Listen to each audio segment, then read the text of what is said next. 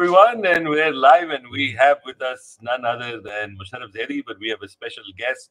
We're always happy to see Omar Waraich bhai. He is a soothsayer. He has an amazing amount of experience. In fact, I quoted him in the last episode just before.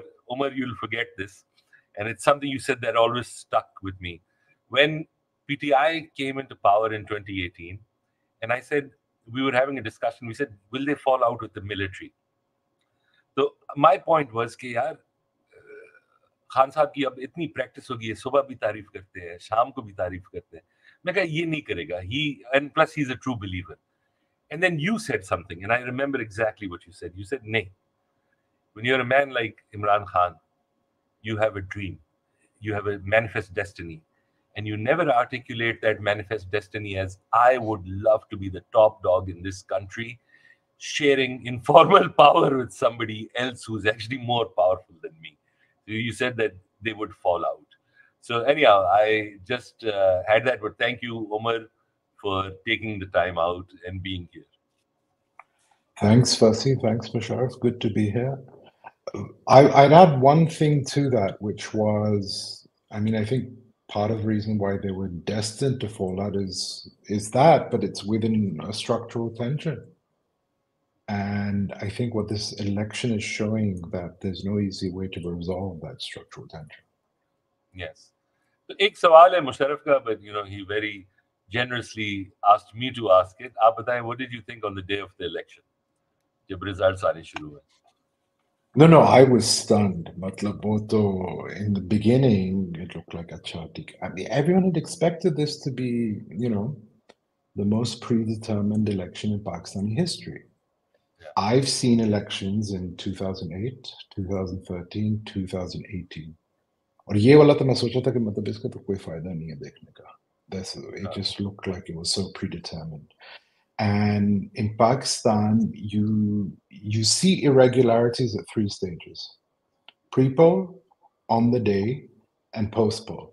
And there's psephologists who've said actually the on the day is quite limited, your ability to do that.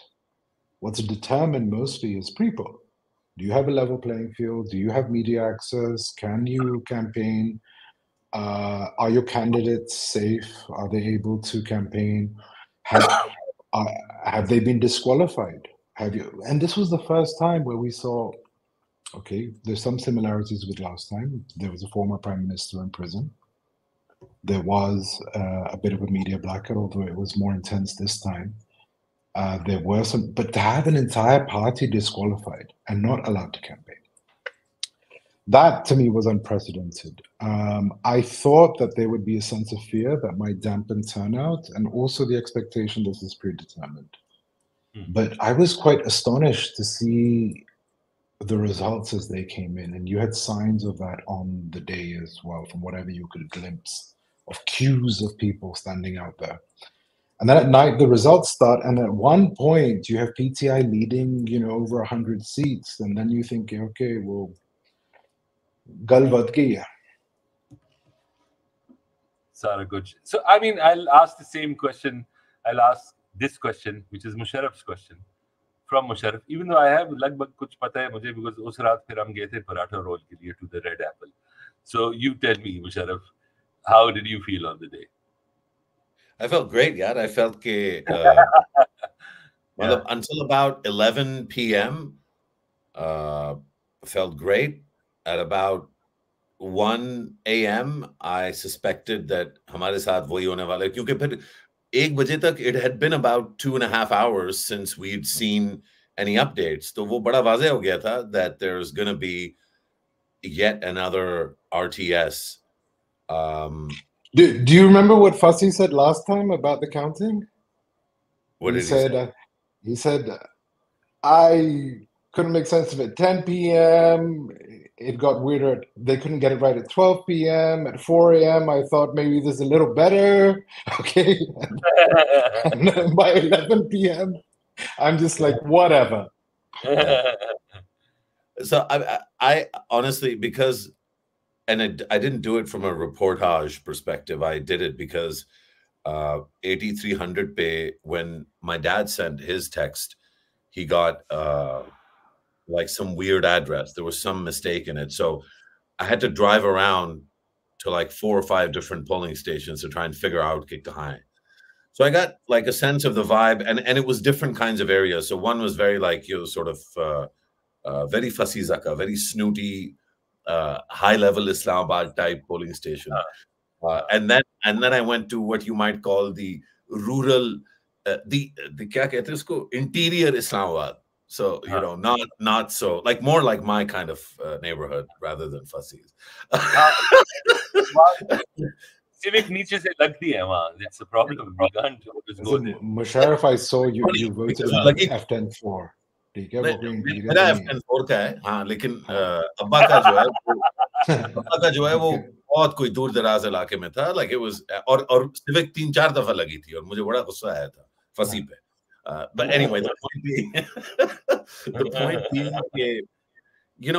people's vibe and how people were behaving, and the treatment of people at the poll, like at the polling stations, at the booths, it all felt like it was a stark difference from everything in the run up to the election. And so I thought, okay, good. So, they're like, this is the moment where people are going to get to have their say. And I anticipated it, and I'd been, I like to be contrarian. I don't think it's a predictability thing, but, or a talent in terms of analysis. I think it's just, I just like to go against the grain. So I had been anticipating that this assumption that the PMLN was going to run away, it really never held any water for me. So until that night, I felt like, good, the people have spoken, and, but then by about 2 or 3 o'clock, I think it was clear, okay, we're looking at a repeat. Now the scale is, subject to debate, and that's something I want Omar to speak on, but it's clear that the system has learned nothing from, having done this at least twice in a row now. I'm just wondering, it's a snap question before, Omar, you get to that, and this is for both of you. Dekhen, ab tambu bhi saj gaya, ab halwa batega. So I just want to know, do you think with the army, being heavily involved and all that, or the establishment, whatever you call it, can there be stability? Can these 3-4 big parties actually stick it out for 2-3 years? Because, there's a number of things involved. So I'm just wondering, is the argument we're in for a rough ride, or is that overestimated? No, it's a good question, Fasi. I think it's obvious that this government will be weaker than any government I can think of. If you possibly have a minority government that is there, you see, even in 2008, when the Muslim League Noon pulled out of the coalition, just a couple months later, Asif Zardari held that coalition together. This is a government that can fall at any moment. And this is what I think has been the result. I wrote this last year, that it will be its legitimacy is tainted. It will be a weak government. The crisis will persist, and it can be swept away at any single time. Now, what that means is it's more vulnerable to the establishment as well. So someone noted on Twitter, I've seen, they said, the last government it had to force through a whole number of bills that the establishment wanted, and it was very happy to do. The question is, can this government even legislate? Because if you don't have the numbers, the opposition can drive a hard bargain on anything, right? Now, I think in some cases, this could have been a stable, if less democratic government, a bit like People's Party in 1988, where you have a very weak civilian government, but you have the military as well, and you have some form of stability. In this case, you have a very robust, strong opposition that still doesn't want to play ball. It doesn't want to accept the results. PTI's position is basically, unless we're in government, the elections are illegitimate, the government's illegitimate, the parliament's illegitimate. I think they have a point about some of those things, but you will have an inherently destabilizing process. And then what you will have in this case is also a very antagonistic Khyber Pakhtunkhwa government, where they've possibly appointed a chief minister who doesn't want to play ball with anyone. You know, Musharraf, I just want to ask you a question. I'm sorry, I just want to add something. It just occurs to me. I've seen this online, and there's people urging कि यार stability चाहिए. Maybe the PTI should try and make a government, or this whole thing about not negotiating or engaging with any of the other parties. So इसमें अब सवाल ये the counter comes is कि our vote, our mandate has been stolen. So we should not be expected to have the burden of responsibility, and that we choose to basically fight it all out, and whether that results in instability or brings down a government is not on us. Now, I know based on our own chats and the way you write and all that, you've got this thing. We got to bring people together. So how would you argue that? Well, I have been arguing that. I guess you've asked me how I would argue it. I think I would argue it unsuccessfully. I mean, कोई किसी का mood नहीं है, किसी तरह का mood नहीं है किसी का कि वो अपना, that they put country first. And frankly speaking, I said this about Ali Amin Gandapur, and I got a lot of, let's just say, a lot of feedback from a lot of friends who said they expected more and they expected better. And Ali Amin Gandapur is like the worst creature ever. And how can you even imagine justifying him? And somebody said shilling for Gandapur now. And these are friends of mine. These are people that care about me. So I think and these are obviously people that are not pro PTI. And then on the flip side, and Fasi and I think the same thing, Mosharraf, about your about my robust defense, about my support of Ali Gandapur. Yeah. Well, let Fasi speak for himself, because I feel like the old Insafi Fasi is back in a big way. I've been watching Fasi, and actually, so let me ask you, Fasi, where are you at on this? How do you feel about your province being led by Ali Amin Gandapur? So I wouldn't choose him. That would be for certain. Although one of the brownie points is that artist आदमी है, NCA से पढ़ के आया, and that's always a good thing. At the back of his mind, any violence he chooses to enact against the federation will have flourish. It will be stylish at least, and so which is a good thing, right? We can't just have random acts all the time. But my worry is yes, I remember this in 2018 also, when it was clear to me that they've succeeded in preventing Nawaz coming back and getting PTI over the line. And I hate to think that way, but I just thought, okay, in the interest of stability, now people accept these results, and then per election hoga. Because I don't think Pakistan is a particularly fragile country in the sense that everything will just suddenly fall down. But what will happen is that it'll exact a great degree of pain, and any sort of coming back to a level where people are benefiting, or at least that state services are at some level, because they're not distracted by the kind of agitation or the kind of polarization that happens. I'm always in favor of stability in that front. And indirectly, of course, we're back at 2013 at one level, where technically you've got people in different provinces, different parties going there. They could have a form of healthy competition, but it's very clear in terms of how they've chosen, who they've chosen, that everyone has a different agenda. So Balochistan is, you're rewarding the boys, basically. That's where the thank you note has been exercised. In Punjab, I think there are questions. If you can have a Buzar, you can have Mariam, you can have whoever you want, or if you can have Ali Amin. Whoa. Yeah. You're comparing Buzdar with Mariam. No, I'm just saying that You like have अच्छा gone. नहीं नहीं एक second तो हाँ, अली अमीन गंदापुर कबूल है पर बुजदार नहीं हाँ There's a, हाँ, I think, so there's a vast difference between the two. Ali Amin Gandapur is an हाँ. established No, no, member of the I'm PTI not and has litigating this. taken a I'm not beating for litigating. the PTI. हाँ, Usman हाँ, Buzdar was in the PMLN 4 हाँ, months before, अच्छा in May हाँ. 2018, he was still in No, no, PTI. no. I'm not Sorry, PMLN. litigating.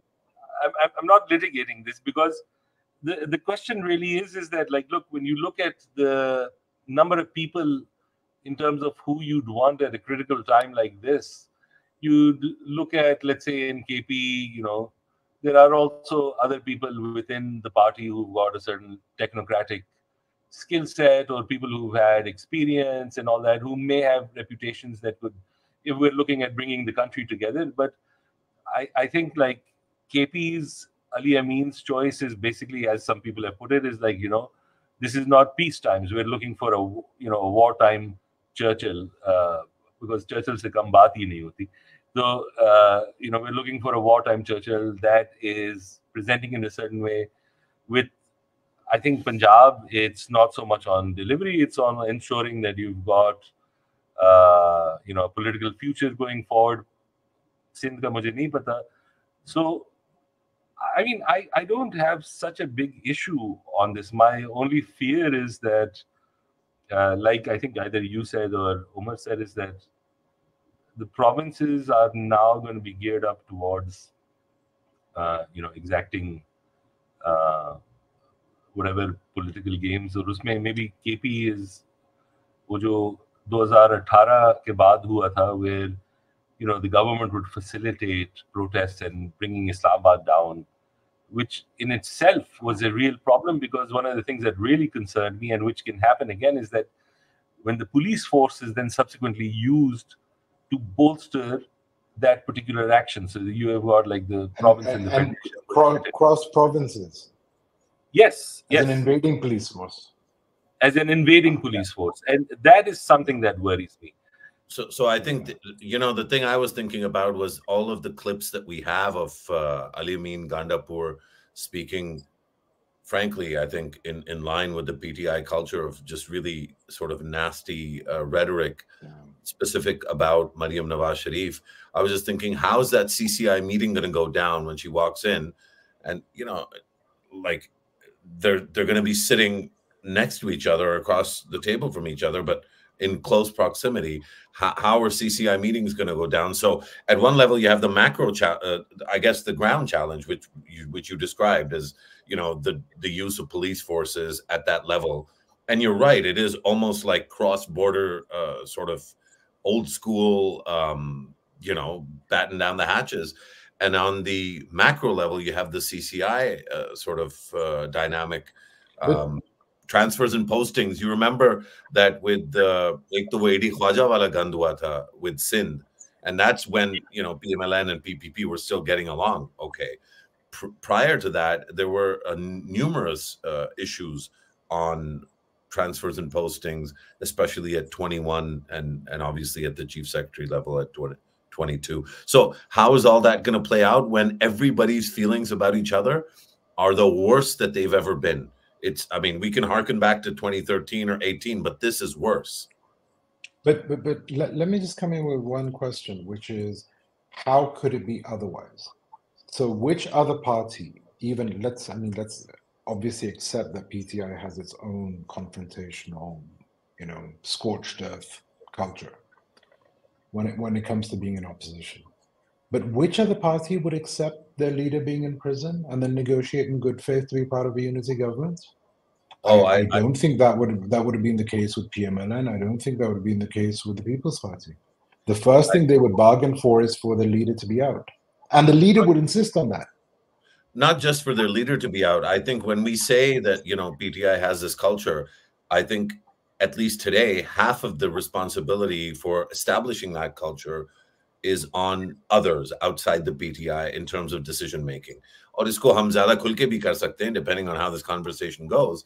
But if you don't do to PTI what you've done to PTI over the last 7 or 8 months, do you is the PTIS confrontational? I mean, I think they would be well within their right to put up their hand and say, hey, what confrontation? For example, in 2013, it was Pervez Khattak. Now, in many ways, Pervez Khattak was like a very middle of the road establishment.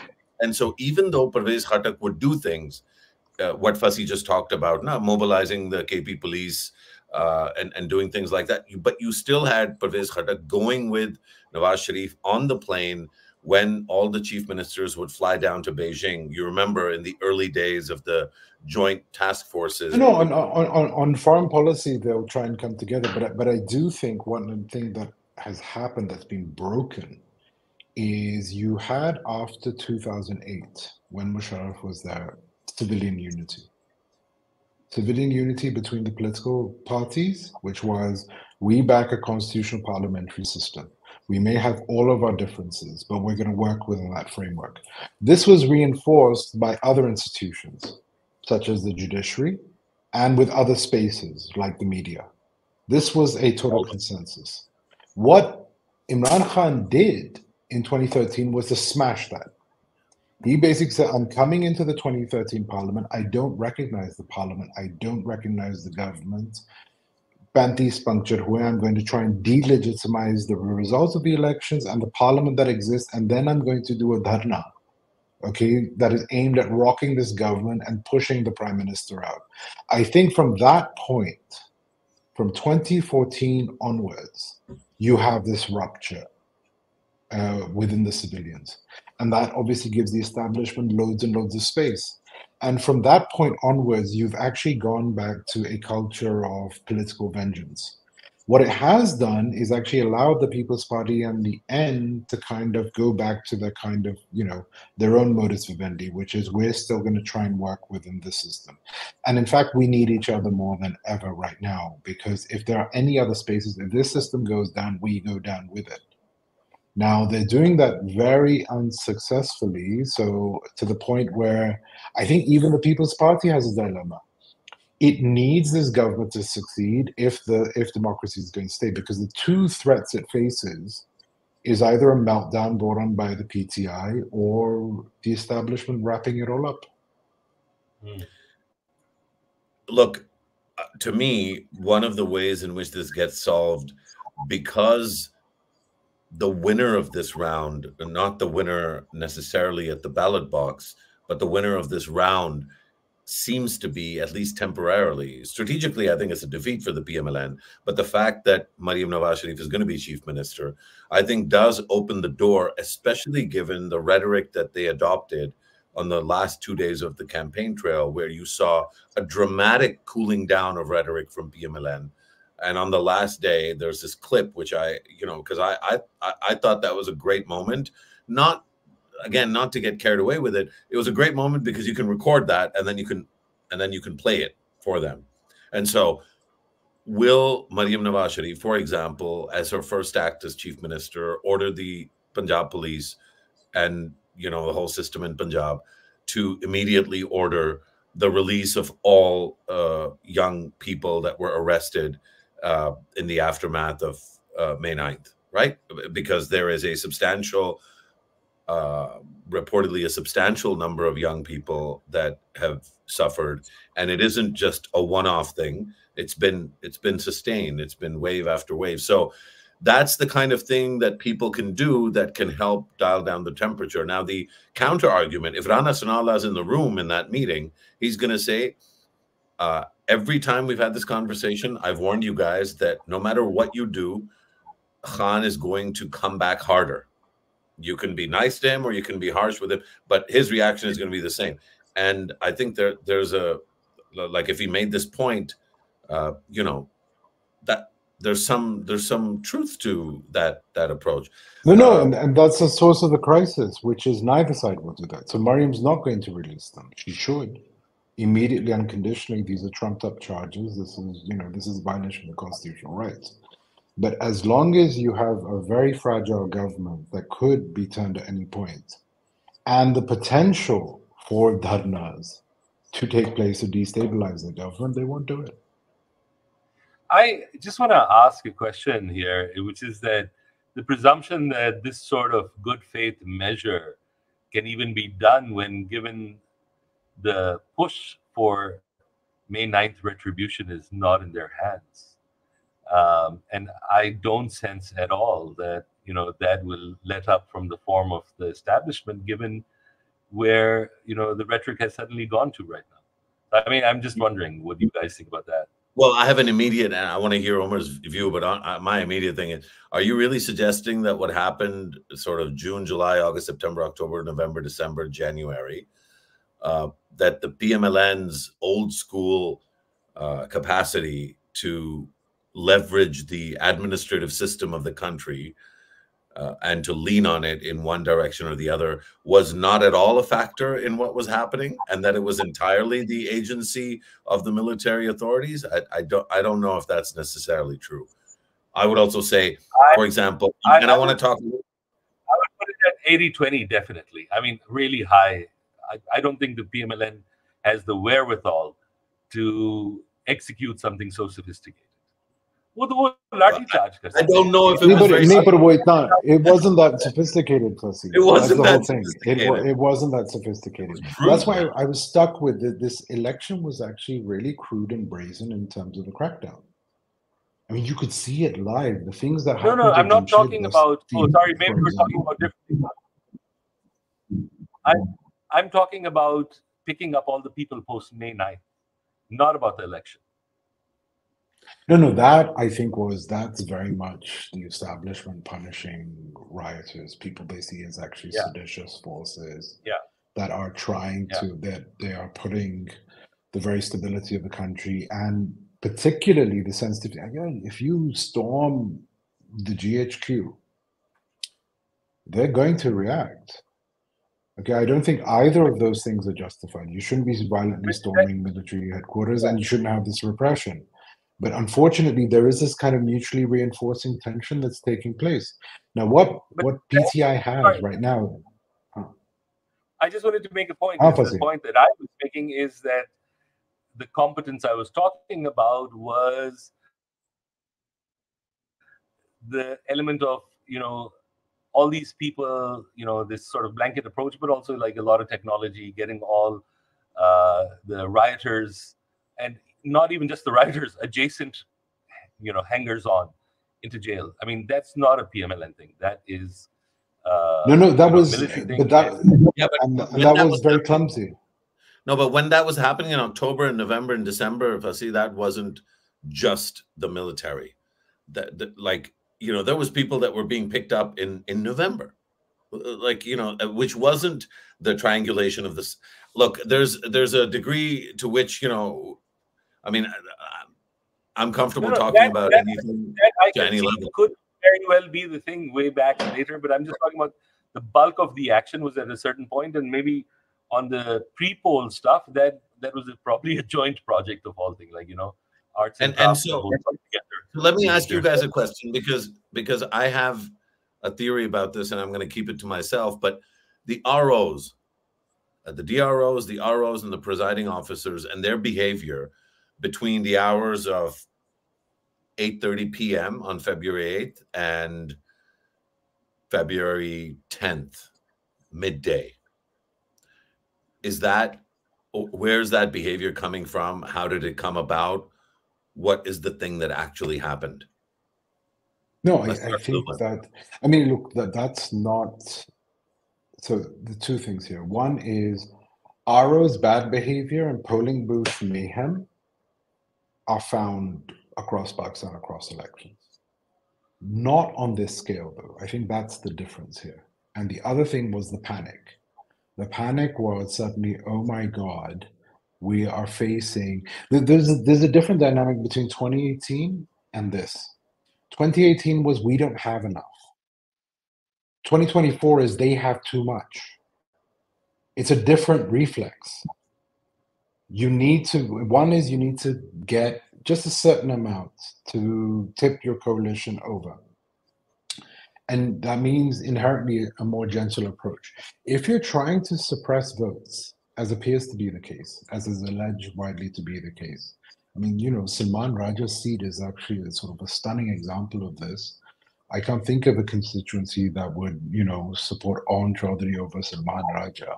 Plus, given the demographics of that seat and its previous voting record, that thing makes no sense. Unless you actually determinedly want to keep a candidate out. So I think there was a panic button that was switched on, and people got to action. I mean, there's some videos unverified. I don't know how accurate they are, but they were quite stunning in how brazen it was. And this, I think, is inevitable where you have a tiny window in which to do this. You have pre-poll rigging, you have months to do it. You have and you can do it on different fronts. You can do it through censorship. You can do it through intimidation. You can do it through what I actually think was the most effective PTI get out the vote campaign, which was the 3 sentences against Imran Khan himself. That backfired and it got people out. And I think that wasn't estimated. So if you're in a situation where you've got to somehow suppress the vote, and I think it was successful. See, people are also saying it was unsuccessful. If you're measuring success by denying a majority, even if you take the hit, or you're trying to deny, denying an outright majority is a successful operation, even if they get the highest number of seats. The failure is you can't replace it with a stable government, but that also assumes that the people who are creating those conditions wanted a stable majority government. Yeah, I think that goes into the realm of Mosharraf, at least. I just want to add something. I was just wondering about your question. Your question is like, who do you think exercised this from 8:30 onwards? And I mean, I don't mean to excuse the PMLN here, but I don't see if they have the wherewithal to execute anything like that. That's the caretaker, and the caretaker reports to somebody else. And that was a emergency operation that was enacted, and which is why you see all these clumsy results that are coming up. If I had to lean anywhere, specifically in the ROs, because that has more to do with the civilian bureaucracy, and there is a long. But some places it didn't happen. So one thing that really struck me was Gujranwala and Hafzabad. Gujranwala is like a total PMLN gar. Like I was there last time in 2018, and they would say, "Athe PMLN mazhab hai." And for Khurram Dastagir to get bounced the way he did, and let's assume that he actually had the apparatus, which presumably he would have access to in that case, since he's been there since he's been elected since 2008. I think his father's run that seat, all the way since losing during Bhutto's time, perhaps. So why didn't it happen there? So that's, well, the PMLN folks are quite clear on this, right? We've now started seeing, I think as of yesterday, we started seeing this narrative from the PMLN, day before yesterday, actually, I think shuru ho gaya tha, ke how is it that Rana Sanawalla lost? Why was the NA 130 result handled the way that it was? Was it meant to embarrass Nawaz Sharif? Saad Rafiq, Khurram Dastagir, there's a number of individuals that, that the credibility of those claims, I think, is maybe as weak as maybe the PTI claiming that they won 180 seats, whereas actually the differential, at least to me, and again, I think this doesn't account for the point that you made, which I think is a very valid one, that if you hadn't had this level of pre-poll manipulation and machinations, you may have seen a different result. You may have also seen a lower turnout. And this turnout is kind of a very high turnout and a very low turnout. I think it's a high turnout given the circumstances, and it's a low turnout given that there are clearly the cell phone service being off, in my mind, is probably a big one. I think it explains at least the delta between, and percentage-wise, between 18 and 24, right? That you have, I think, a 4% point fall. But because the overall electorate has grown dramatically, so we now have 128, almost 129 million people.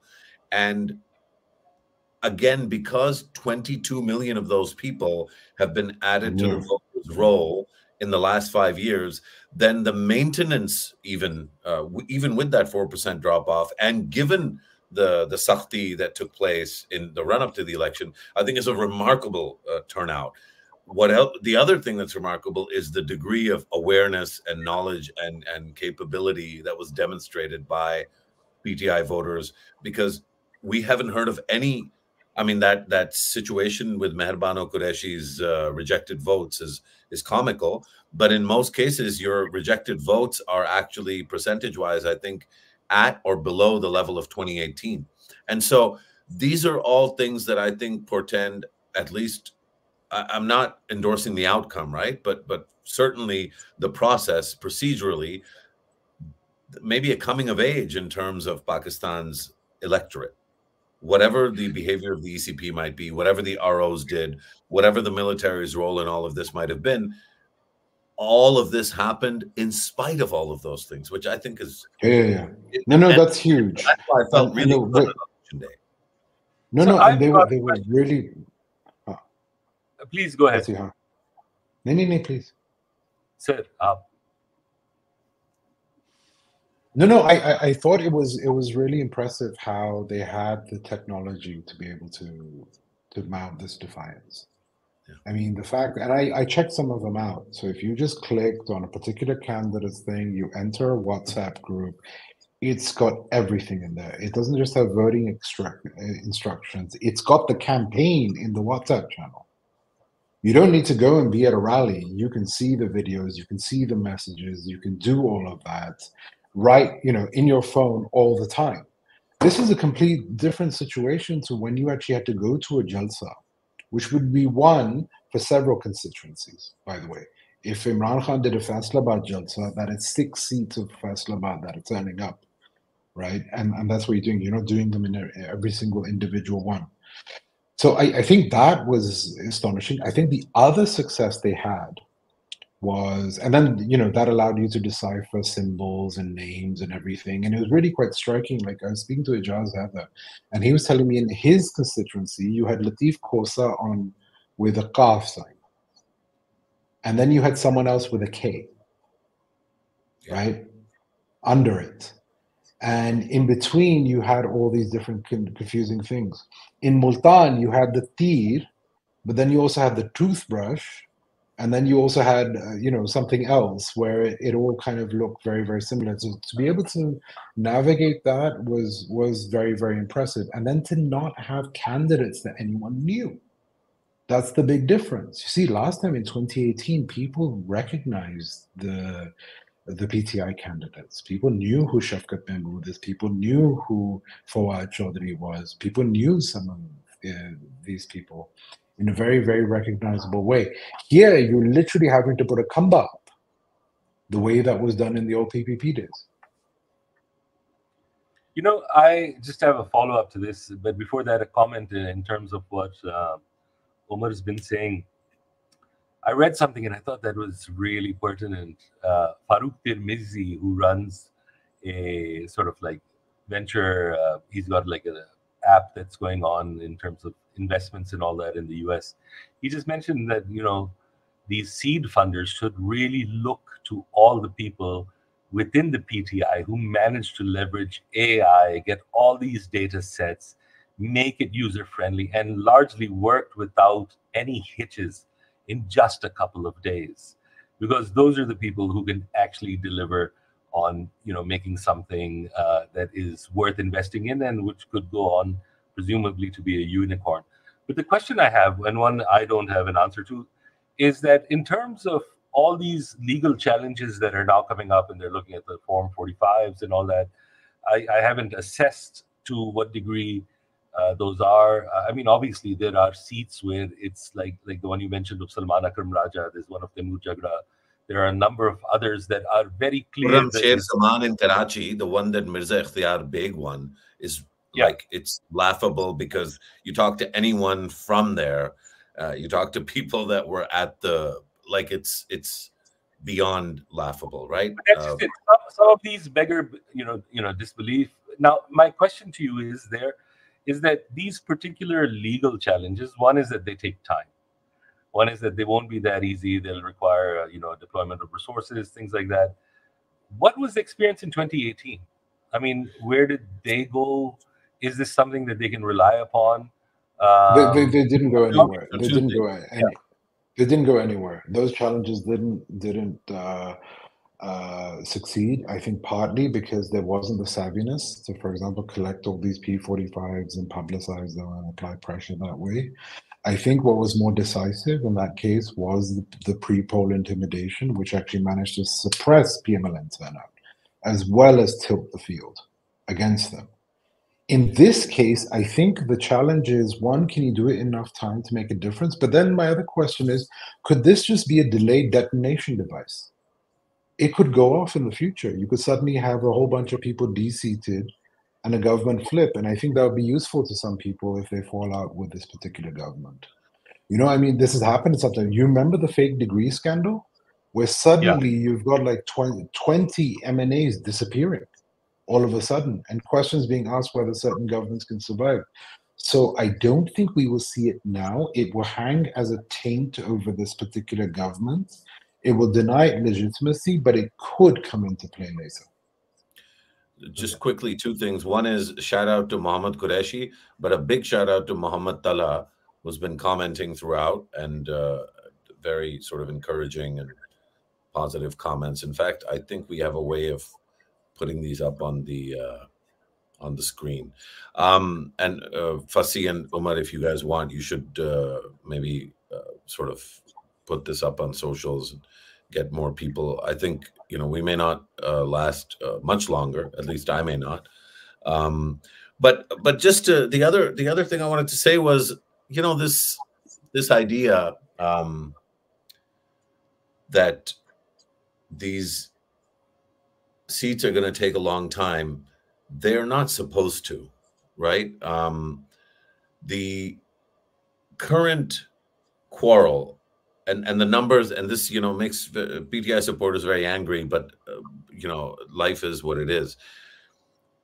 You have claims like 185 and 180 and 2/3 majority, which, look, you know, I think it would be unscientific to say it's not possible, but that's not really what's happened. And the actual claims are very different from the rhetorical claims. So Imran Khan has tweeted 2/3, Alima Khan said 185, Gaur said 180. In the same press conference, Gaur said 22.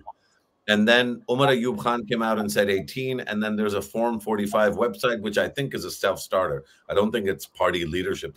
And that's the group that Farooq Tirmi was.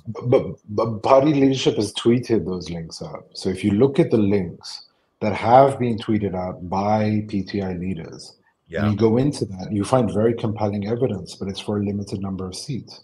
I think it was personally last count for me, but it might be increasing. I think what happened, though, what they were trying to do is early in the night is to raise the stakes so high that any reversal becomes difficult. That if you actually say this is 2/3, it becomes very difficult to wipe out the party in that situation. If you raise the expectations and you raise the awareness and you have people all over social media saying, hey, we got this, then you can bring it down a bit, but then after a while it becomes quite hard. I think 2/3 is, I mean, I don't think Pakistan's political system can create a 2/3 situation anymore, given regionalization, given, you know, other divisions that exist, given the plurality of seats. Although one thing that's very interesting in this election, you have now a consolidation of the mainstream parties. Choti parties ord gayi hain. I mean, they've just completely been, even your Pir Pagada saying, look, I'm done with this, I'm going home. And TLP getting nothing, Molana being left with, you know, less than a handful. This is a huge development. So TLP getting nothing is also an interesting one, right? Saad Sanders competes on Atak 2, if I recall correctly, against Major Tahir's daughter, Iman. I think they're the PTI contingent, and then there's some guy called Sohail Raja for PMLN. There's 3 candidates in that constituency with more than 90,000 votes. I don't remember seeing a lot of that in the past, right? Where you have 3 candidates getting 100,000. There's one, I think Saeed Hamid Raza, I think, took 300,000 votes in one constituency. Again, I have to That go back. that's totally astonishing. I mean, last time, if we remember the results in 2018, it would hit, hitting 2 lakh was a huge deal. Yeah. And you could see that in parts of Sindh. But in So Punjab, and also the majorities, Mosharraf, this time really struck me. Last time, the majorities, if there was a majority of 50,000, 60,000, that was huge. Huge, here you huge, have 80, huge. yeah, yeah, yeah. Yeah. Look, the other, so just on the point that, sorry, Fasi, just on the point of how long it's going to take, the Election Act 2017, the act itself, and then there's the Election Act rules. So usme bahut, it's very clear that the consolidated preliminary result, which the final one of which was published on Sunday, so that was Friday, Saturday, Sunday, 3 days late. It should have been published by 2 a.m. or at the most by 2 a.m. or 10 a.m. the next day, so February 9th. But 11th ko, 264 seats were published. So from that moment forward, or rather for each constituency, from the moment it's published, they have 7 days to do the final consolidated result.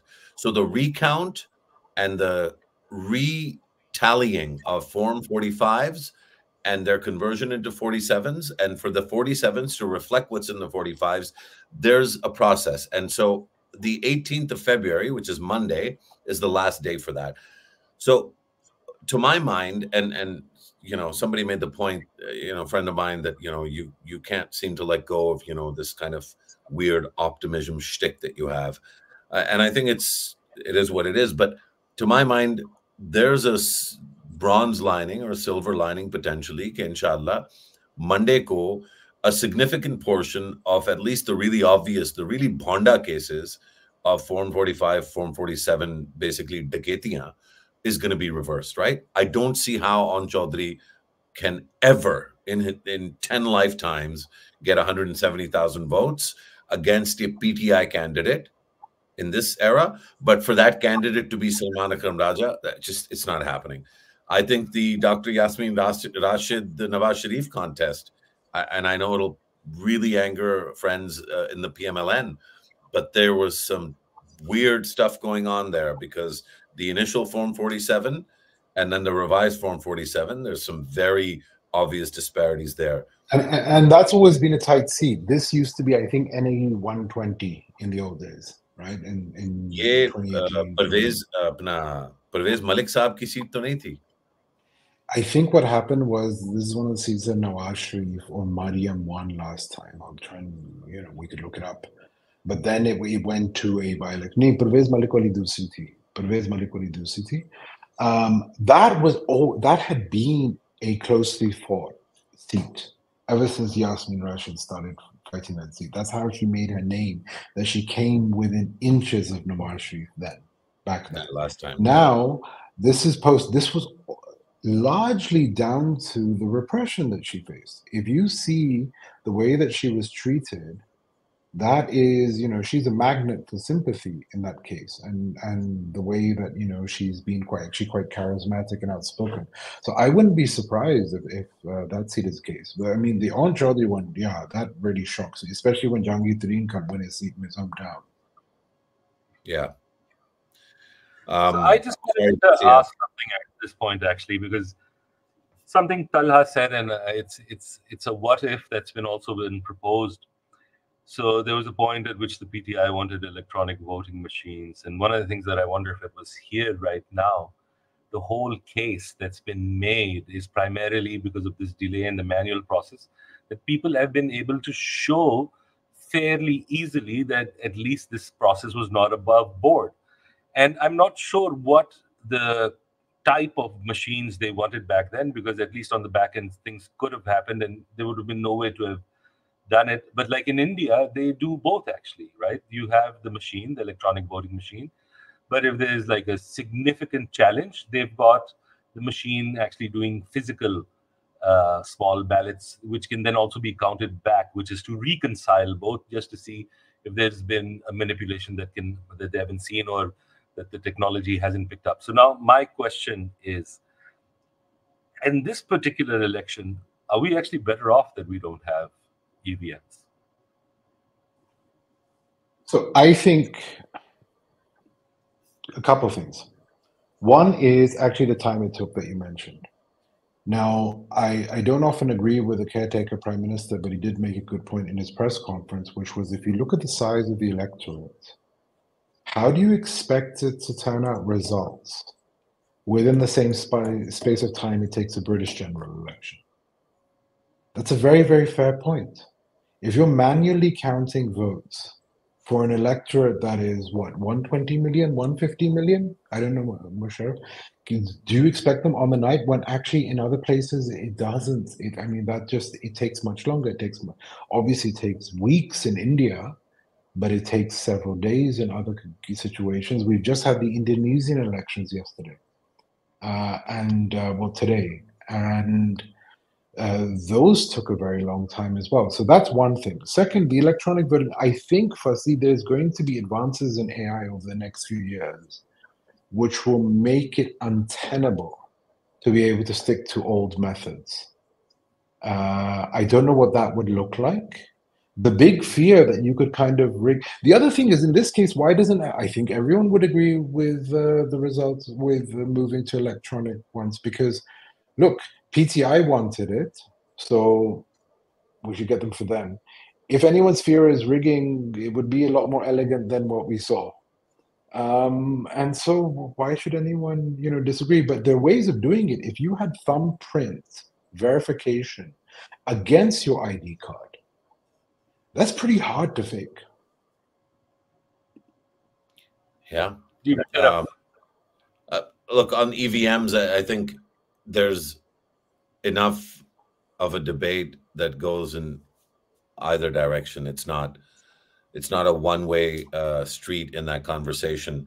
I think that the bigger question with some of these seats, and like I said, if there's enough of a turnaround, and I've just put up, Ahmed Hassan has said the quantum of rigging is so big that if they reverse cancel some of the notifications, there will still be a lot to reconcile with. I put it up because I think that's emblematic of what has happened in terms of and this is, maybe it's not a unique PTI thing. I think we just associate it with PTI. Maybe anywhere this would be the case. Just to go back to the numbers game a little bit, Omar, there was 128 million registered voters, right? 60 million of them came out to vote.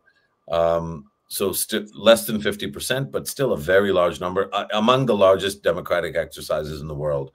Ian Bremmer has just tweeted, and compared Pakistani democracy with Russian. And I'm actually going to see him at the Munich Security Conference in the next couple of days.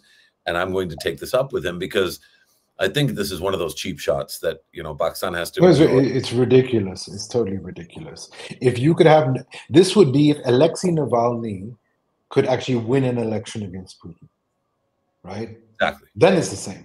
Right. And also the Alexei Navalny can't win a councillor's seat in Russia. It's not even, I don't even know if it merits a debate. But the other really interesting data point for your, and I'm sure you guys already know this, but 1.1 million. 1.1 million is the number of electoral staff that was working on election day. It's and 92,000 polling booths. 92,000. Right? Exactly. Polling centers, not centers, not polling booths. Booth kafi hoti hai. Yeah. So let me ask you both. I mean, how do we expect the results to come out in the same time as the British general election? Well, for me, I think the British democracy is no. I don't really rate it very much. No, I'm talking about numbers. You see, if you're saying 60 million is larger than the entire population of the UK, including children and other people who are not on the roll, right? Yeah. Okay, foreigners, people who who aren't registered, so on and so forth. So the actual voting, and then voting turnout in the UK is usually 25% of the electorate. Yeah. You're talking about something, a quarter of the number of voters, a quarter of the number of votes in a much smaller, geographic space. तो जैसे बलूचिस्तान में होता है, you have to go and collect and reconcile these votes from all these different sparsely populated voting centers. In Pakistan, in a constituency in the UK, you actually have fewer than those are very, very tightly congested constituencies. You can physically count them much, much easier. And then you also have, you know, relatively scientific exit polls which actually work out on the day. I mean, they're here and there, but they seem to work out. That's what I mean, Mosharraf, is the number. How is it that the number? I think if you actually want a patient, but the problem is people won't trust this in these circumstances. Yeah. If you want a serious electoral count, you need to wait 48 hours. I think there might be something to it. I mean, when I see that 2 a.m. number, one of the things that I was genuinely sort of thinking about was, why am I up right now? And of course, I mean, I wasn't just up till 2 a.m. I think a lot of us were up throughout the night and most of the next day, because it was like, when is it going to come in? And, you know, everybody's hanging by the edge of their seat. And I think there's a kind of dysfunctional abnormalcy to that I think, you know, we have to accept. So, I mean, maybe part of this is also to talk about some sort of renewal or reform on the Election Act 2017, because I think you might, like, my instinct is to say we want it as soon as possible because that's what the culture is, and if we can do it, if it takes 1.1 million people, let's do it. I'm sure the UK doesn't have 1.1 million electoral staff, right? It's a much more contained and probably much more efficient exercise than the kind of really expansive way that we do it in Pakistan. But yeah, I think a lot. If there was any serious people, and it, like, again, going back to the top of the conversation, at the top of the hour, about, you know, Ali Amin Gandapur and Sarfraz Bukti as the sort of choices that various parts of our country's, you know, power centers have made. What that tells us is that the kind of serious conversation we should be having, either on EVMs or on how soon election results should be allowed, should exit polling be allowed or not, because I think as of right now, there's some restrictions on what you can and can't do outside of the polling booths. It's hard to be optimistic. Sorry, separate question. Completely, I'm just sort of switching to a different topic. Is Mariam the first ever female chief minister? Certainly the first ever female chief minister in the Punjab. I think Begum Naseem might have beaten her to it in Khyber Pakhtunkhwa. Okay. But in fact, these are the kinds of things that, because of the speed at which technology works now, we can look it up. Yeah, I don't think Begum Naseem Wali was chief minister. I don't think so. Yeah, I think it was. I mean, because Begum Naseem Wali was like a Nusrat Bhutto type figure, right? So she would kind of be, you know, the other. So I wonder if this is actually the first time.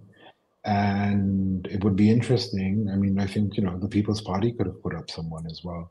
Someone said, although she didn't fight a provincial seat, if Shandana became chief minister of KP, that would be a complete game changer as well. But okay, it's I still think that's a big deal, regardless of what people think of Mariam Nawaz. I know she can be quite polarizing, but I think that's a big deal. It is a big deal, and I think she has a glorious opportunity to take the next step in this. You know, if the transition is from her father to her, or whatever it is in that party, and that's decided, whatever the merits of that decision, and that's a separate conversation. But if it's happening, I don't know if there's a bigger stage on the world, many bigger stages on the world scene, than being chief minister of a province of 120. Well, it's technically a more powerful position than the prime minister. Yeah, I think you made that point somewhere. Maybe you tweeted something like that.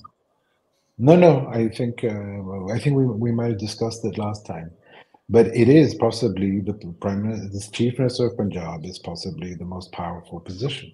The other thing is they'll probably hold on to that even if the central government falls. Right? Yeah. So Mariam Nawaz could hold on to it for however long until the whole you know until the parliamentary period is over, 5 years, if parliament still exists. Yeah. The delta between the PTI and PMLN in the Punjab is not so big that a few changes on the 6th, 17th, 18th, 19th of Feb, and a few changes to circumstances can't flip the Punjab. I don't know if there's a more sickening display, and a lot of sickening things have happened in the last year and a half, 2 years. But the way the Punjab Assembly was managed or mismanaged, or I mean, I think politics and democracy and institutions in the Punjab have absolutely been destroyed because of the last 2 years. And I don't think we talk enough about it. I think books should be written about what just happened. There was, I think, 4 changes of chief minister in a period of maybe 6 months, and then the early dissolution of the assembly, and then this kind of ridiculous Mohsin Naqvi situation. I just, it's not, I think it is an embarrassment. Again, So you know, sorry, go ahead. Sorry, just one question. Is the MWM decision, does that mean PTI gets reserve seats now? is it? There's a new proposal going around where they're saying since these guys didn't nominate in the beginning or something, that they're going to find a way to exclude them from doing it. So not the PTI. No, but you have independents have the choice to join, because they're joining right now. They're joining PMLN. You can't have a double standard on that, even though this election's been full of double standards. But on that particular thing, the constitutional requirement that within 72 hours you can join a party, maybe the 72 hours have passed. No, I don't know. I'm not clear on the law, but I remember reading something that the argument that they're making is that everyone who thought that they would have a sufficient bulk of seats will have nominated people for reserve seats, right? You have to do that in advance, that if I got X, Y, Z, we'll get these people. And that these parties didn't do so. So that even if you join them, they didn't exercise that. Now, of course, substantively, that is not an issue. That's a procedural issue, because substantively, the democracy should be that they'll still get the seats. But given that from 2016, we've been seeing procedural issues being used to knock out prime ministers, even now and even back then, I mean, it's not within the realm of possibility that the master stroke of joining another party could be. I don't know the law on this, but I've just remembered reading a little about this, and it seemed to be. So it'll probably go to the Supreme Court then. This will be a legal challenge that goes down the line. I think the Supreme Court has not, and maybe this is where we start sort of winding down the conversation, but the Supreme Court's conduct over the last 6 months, I don't know, man. No, but it's not about 6 months, so this may drag on. There may be a complete change in attitude in 2 years when you have a new army chief, right? At that point, I learned this stuff from you. Yeah. A new one in 2 years? Potentially. No, the only reason I only say this is okay. ठीक है वो नहीं. वैसे देखा जाए तो Rahim Sharif was a very, very Sharif insan. Who is the only one who didn't take an extension. मैं कहता था और आप लोग नहीं मानते थे. ठीक है, नहीं मानते, because he looked like he would hold on to it. But the difference here is there has been, the chief has been contentious from day one. I don't remember that being the case with the chief. Yeah. So but, I mean the thing is that people will count on it. They will count on it, because what they will try and do is say, okay, we need our government to survive, and the only underwriter of that is the current chief. Therefore, we need him to survive and perpetuate himself. But then that gives him everything, which is, okay, you're completely dependent on me. I can get whatever I want out of you. But that's the ironic thing. You actually have a three-way weakening. You have a PTI leader, Bani PTI, as we're not allowed to use his name, Jalal Imran Khan, but in prison. and they're not constituted as a party, and they've had, while an election success, they've been denied certain things. You have a PMLN government that can barely make a you have PMLN, which can barely make a government, and serious questions are being asked about its own future. And then you have the establishment, which has suffered an embarrassment. They're all in a weak position, relatively speaking. The only people who've come out of this well is the People's Party. You know, one thing I mean, as we are winding this down and closing it, maybe one of the things that I do want to discuss, which I've enjoyed in this process, is that when you lose an election like Rana Sanaullah, you become sort of like a troll, but more than that, you start judging the quality of memes. And I'm loving those tweets where he's judging ki yaar ye mayar theek nahi hai is meme ka. He's got time on his hands. I think he said that's a fake account. He I think said he clarified that, yeah. Which might be true actually, but that Gautam Gambhir, I would cite the Gautam Gambhir exception on that one. Which is? Was it not Gautam Gambhir who said ki my nephew had my phone and something like that? Maybe, but I don't know. That account seems a lot more slick than Rana Sanaullah is. That's just it. Like if you're going to be impersonated, you want to be impersonated by someone wittier than you are. Yeah. No, absolutely. No, that's something. I think one fear I have about Rana Sanaullah is they may appoint him in tier advisor in the Punjab. Given the mood they're in, if you're going to have Gandapur, that's a signal you're sending, then they may go for someone really, really aggressive as well, which would be a huge, huge disappointment. Yeah. So I guess I want to thank everyone. Mosharraf Zaidi साहब, आपने technology भी under right किया है, आपने चीज़ों को brain, आपने उमर वराइच को अपने पता नहीं कहाँ है वहाँ से निकाल के, as usual we'll remember things you've said for like another 4 years, then we'll come back and tell you okay, you said this and you were right on this. Although I have to say one thing, in ये मुशर्रफ भी थोड़ा नजूमी बन गया. He said a couple of things which I didn't buy a couple of days ago, but he's been right on all of them. So we'll discuss that another day. इसके ताल्लुकात बन गए हैं मेरे ख्याल. Inshallah. All right, everyone. Thank you both. Thank you, Umar, and thank you to everyone that came by, especially those that dropped their comments. Really appreciate it. And Omar, we'll do this much sooner than 4 years again. It was 5.5, but sure. Okay. There you go. वो फसी American style है ना, तो उसके दिमाग में यही है कि हर 4 साल. All right, guys. All right. Take care. All right. Khuda Hafiz. Khuda Hafiz.